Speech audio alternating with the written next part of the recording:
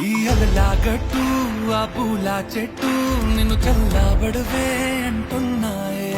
ఏం జరగనట్టు నువ్వు కరిగినట్టు నీ కరగనంటూ చెబుతున్నాలే.